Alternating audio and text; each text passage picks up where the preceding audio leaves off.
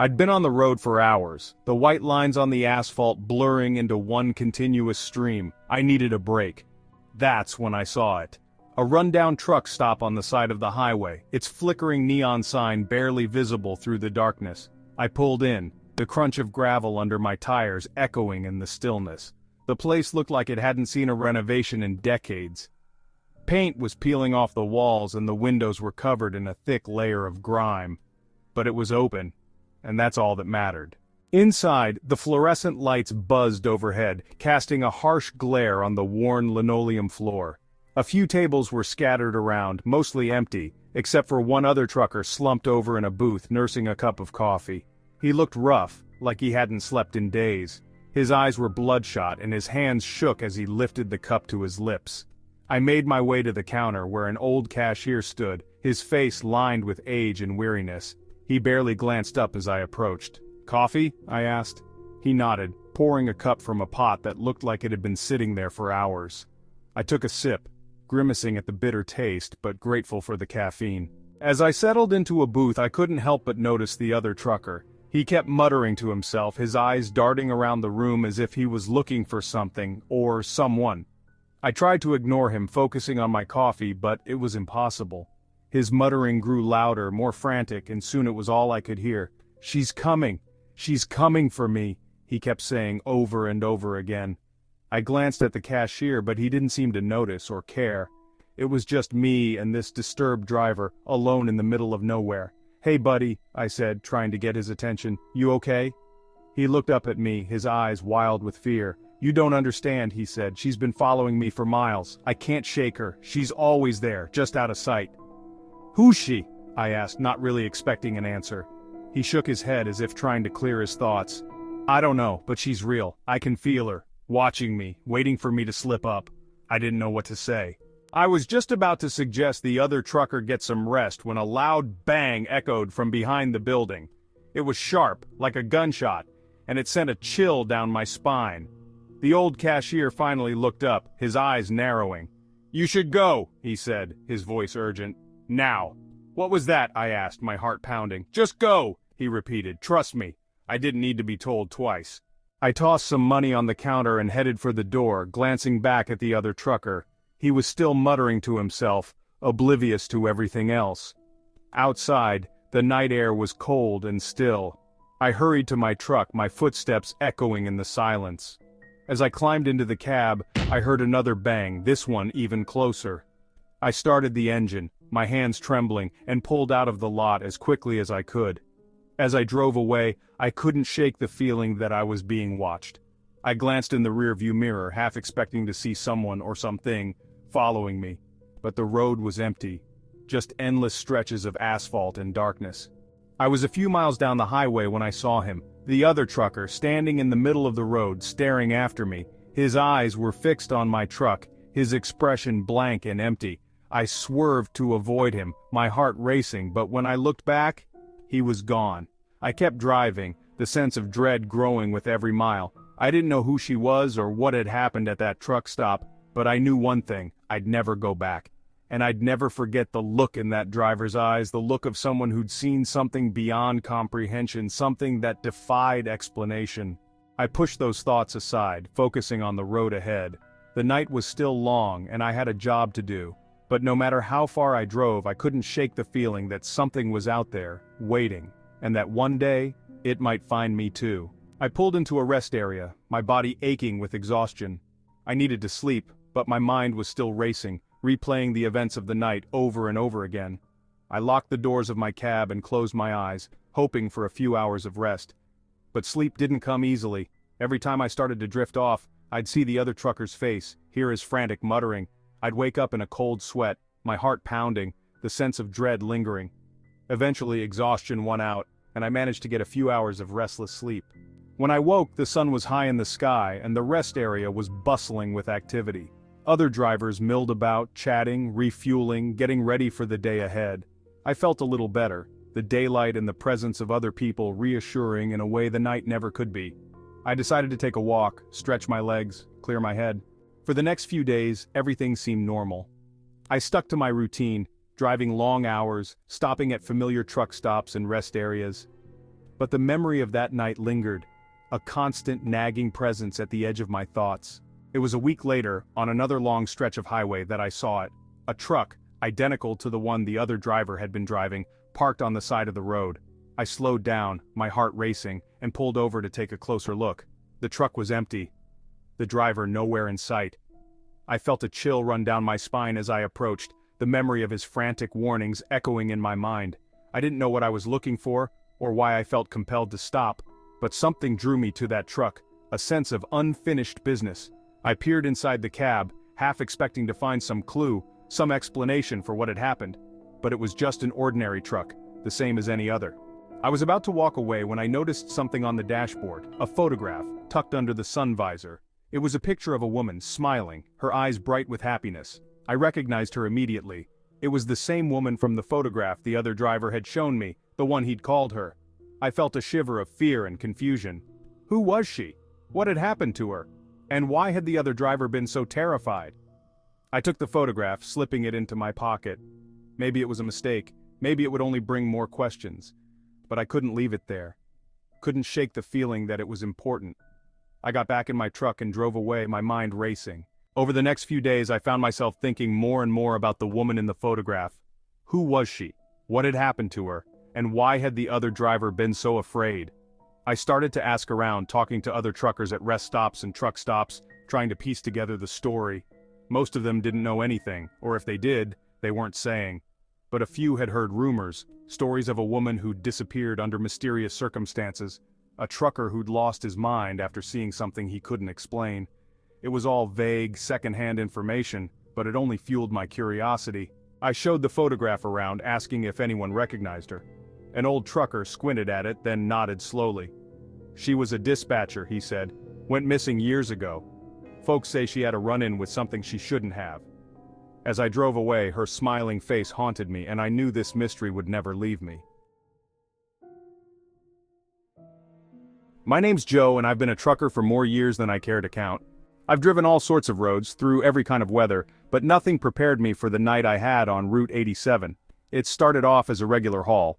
I had a load of goods to deliver from Dallas to Chicago. It was late, maybe around 11 p.m., when I hit a stretch of highway that seemed to go on forever. The kind of road where the only company you have is the glow of your headlights and the hum of your engine. I first noticed the car when I glanced in my rearview mirror. It was a black sedan, and it was following me pretty close. At first I thought nothing of it. Maybe the driver was in a hurry or just didn't want to pass a big rig on a narrow road. But as the miles went by, the car didn't pass. It didn't back off either. It just stayed there, a constant presence in my mirror. I tried to shake it off. People drive weird sometimes. Maybe they were lost or something. But as the night wore on, I started to get uneasy. I slowed down, hoping they'd pass me. They didn't. I sped up, trying to put some distance between us, but they matched my speed every time. The highway was deserted, no other cars in sight, and this one just wouldn't leave me alone. I pulled into a rest stop thinking maybe they'd keep going. But no, they pulled in right after me. I parked my rig and watched as the car parked a few spaces away. I couldn't see the driver's face, just a silhouette behind the wheel. I stayed in my cab, pretending to check my logbook, hoping they'd get bored and leave. They didn't. After what felt like an eternity, I decided to get out and stretch my legs. As soon as I did, the driver of the car got out too. He was a tall, thin guy, dressed in dark clothes. He didn't say anything, just leaned against his car, watching me. It felt like a standoff.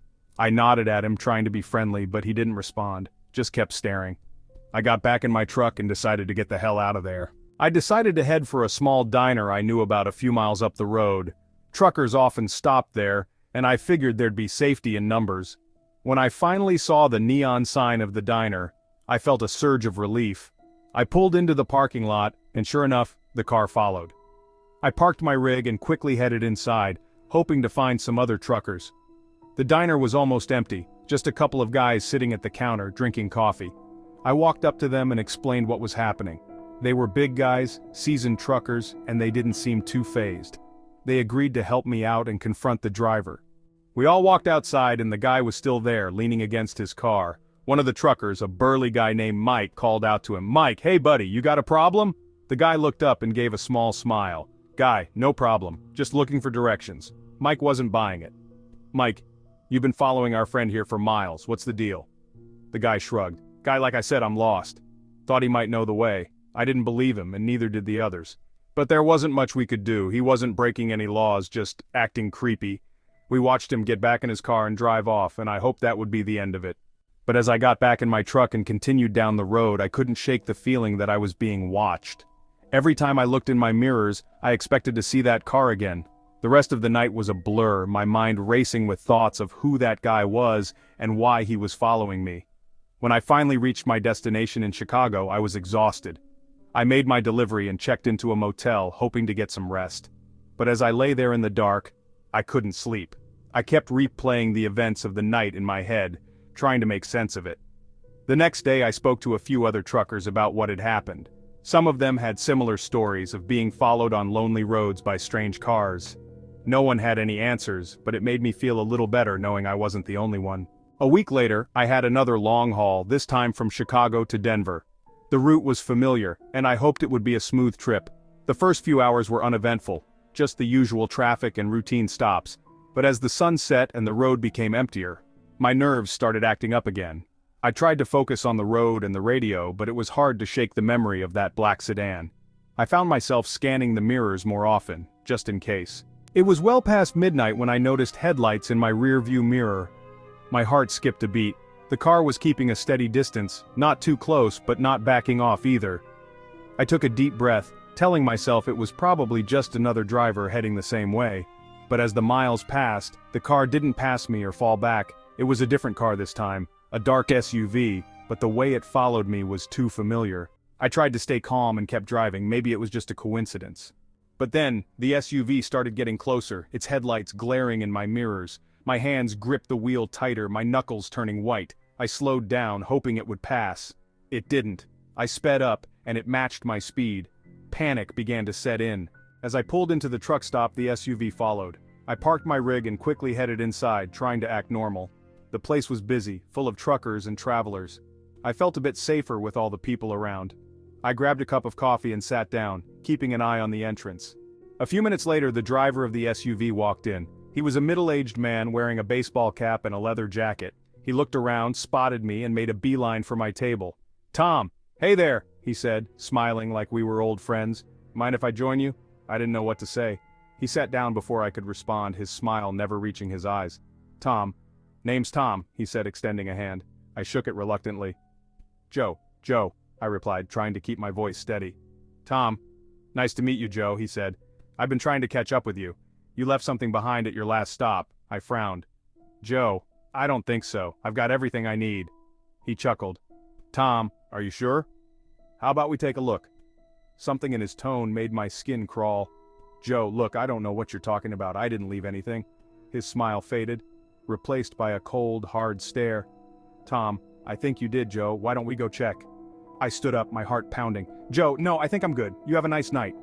As I turned to leave, he grabbed my arm, his grip tight. "Tom, I insist, Joe." As I started the engine, I saw Tom standing by the entrance, watching me with that same cold stare. I pulled out of the truck stop and back onto the highway, my heart still racing. I drove through the night, not stopping until I reached Denver. The whole time I kept glancing in my mirrors, half expecting to see that SUV behind me.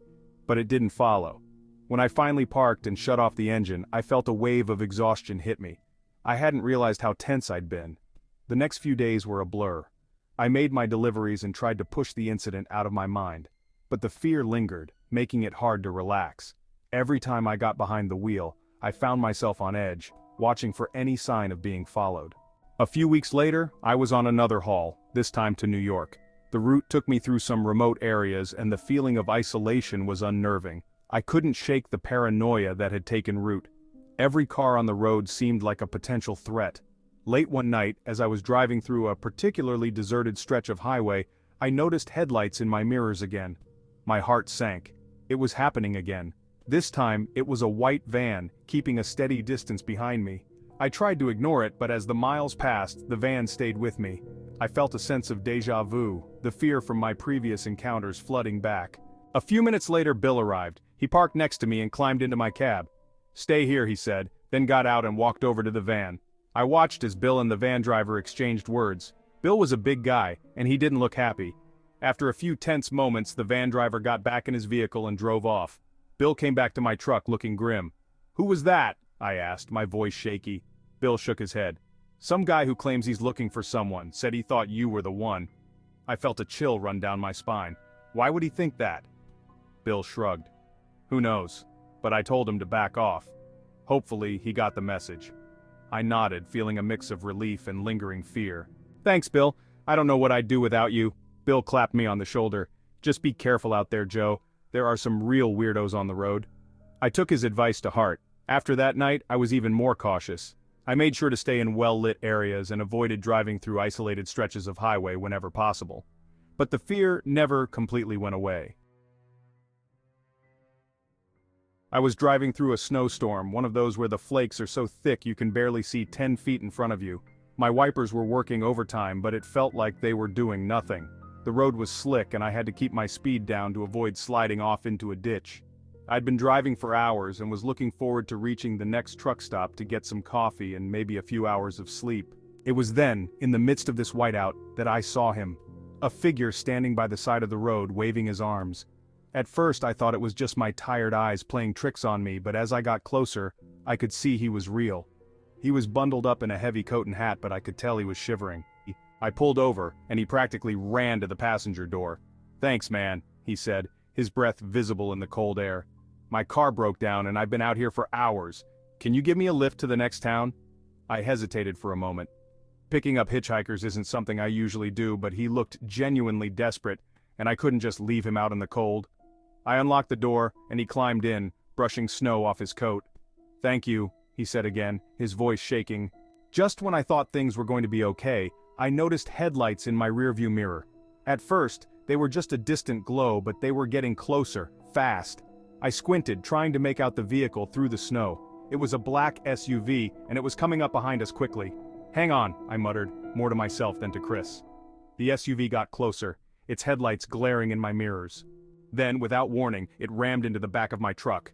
The whole vehicle shook, and I struggled to keep it on the road. What the hell? I shouted, more out of shock than anything else. They're trying to run us off the road, Chris yelled, his voice panicked. The SUV rammed us again, harder this time. I fought to keep control, but the truck was sliding. I saw a curve in the road coming up and knew we wouldn't make it if this continued.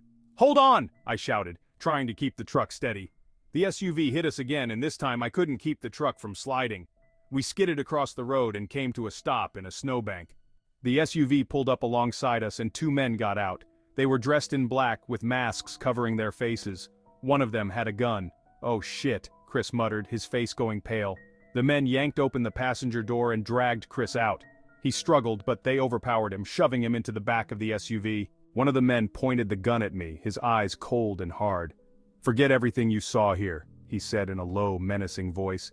If you want to stay alive, you'll keep your mouth shut. With that, they got back into the SUV and sped off, disappearing into the storm. I sat there stunned, my heart pounding. It all happened so fast I could barely process it. Chris was gone, taken by those men, and I had no idea why. I reached for my phone and called the police, my hands shaking. When the officers arrived, they took my statement and searched the area, but there was no sign of Chris or the SUV. They found his abandoned car a few miles back, but it was empty. No footprints, no clues, nothing.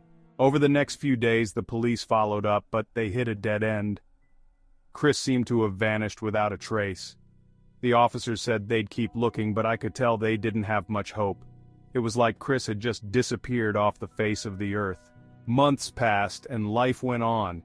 I tried to get back to my routine, but every time I got behind the wheel, I found myself scanning the road, half expecting to see that black SUV again.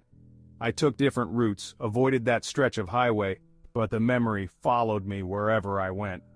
One night I was parked at a truck stop trying to get some sleep when I heard a knock on my door. My heart leapt into my throat, and I hesitated before opening it. It was another trucker, asking for a light for his cigarette. I gave it to him, but the encounter left me shaken. I realized I was living in fear, constantly looking over my shoulder. I knew I couldn't go on like this, but I didn't know how to stop. I started talking to a counselor, hoping it would help, but the sessions just brought everything back to the surface. I told her everything, from the moment I picked up Chris to the threats from the men in the SUV. She listened patiently, but there was little she could do to ease my mind. The nightmares began shortly after. I'd dream of Chris, standing by the side of the road, waving his arms, his face a mask of fear. Then the SUV would appear, its headlights blinding, and I'd wake up in a cold sweat, my heart racing. I tried to distract myself with work, taking as many hauls as I could, but the long hours on the road gave me too much time to think. I started drinking more, hoping to numb the pain, but it only made things worse. My performance slipped, and I had a few close calls with accidents. I knew I was on a dangerous path, but I couldn't seem to pull myself out of the spiral. One evening I was sitting in a bar, nursing a drink, when a man sat down next to me. He was older, with a weathered face and a calm demeanor. He introduced himself as John, another trucker, and we started talking. I don't know why, but I found myself telling him about Chris and the black SUV. John listened quietly, then nodded. "I've heard stories like that before," he said, his voice low. "Sometimes people disappear and there's no explanation. But you can't blame yourself. You did what you could." His words were comforting, but they didn't erase the guilt. I thanked him and left, feeling a little lighter but still burdened. The next morning, I woke up with a new resolve. I couldn't change what happened, but I could try to find some closure. I went back to the spot where I had picked up Chris, hoping to find something, anything, that might explain what had happened to him. The snow had long since melted, and the road was clear. I walked along the shoulder, scanning the ground for any signs. I found a few pieces of broken glass, probably from a car accident, but nothing that stood out. I was about to give up when I saw something shiny in the grass. It was a silver keychain shaped like a little truck. I picked it up, turning it over in my hands. It had the initials CM engraved on the back. It had to be Chris's. My heart pounded as I clutched it, feeling a strange mix of hope and despair. This small object was proof he was real, that our encounter wasn't a nightmare I had imagined. I took it as a sign, a way to remember him, and a reminder to keep pushing for answers no matter how long it took. I knew I might never find Chris or the men who took him,